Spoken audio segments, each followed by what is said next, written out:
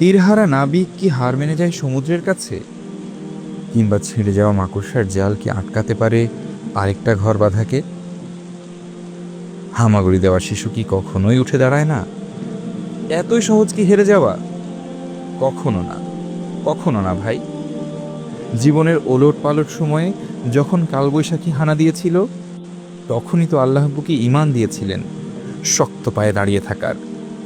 একের পর এক কত কিছু আমরা পাশ কাটিয়ে চলে এসেছি, গুনাহের বাতাস গায়ে লাগায়নি।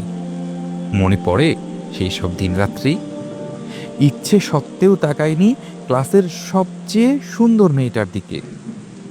হৃদয়ে রক্তক্ষরণের সময় শুনিনি প্রিয় গানটা। হারিয়ে যায়নি অন্ধকারে, জানতাম, মানতাম ইন্নাল্লাহ মা'না। সেই সাথ কোথায় যেন হারিয়ে গেছে, তাই না? আগের মতো ইমানের স্নিগ্ধ বাতাস গায়ে লাগে না, তাওয়াক্কুলটাও যেন কমে গেছে, অন্তর থেকে সুকুনটা আসে না। আজান শুনলে মনে হয় আর একটু দেরি করি, হাতের কাজটা সেরে নেই। তারপর আর সময় হয় না, নিজের জন্য, আল্লাহর জন্য। অনেক তো হয়েছে, চলো না ভাই, আবার উঠে দাঁড়াই আমরা, আবার ছুটে চলি। না হয় আবার পড়ে যাব, দ্বিগুণ শক্তি নিয়ে আবার উঠে দাঁড়ালাম না হয়।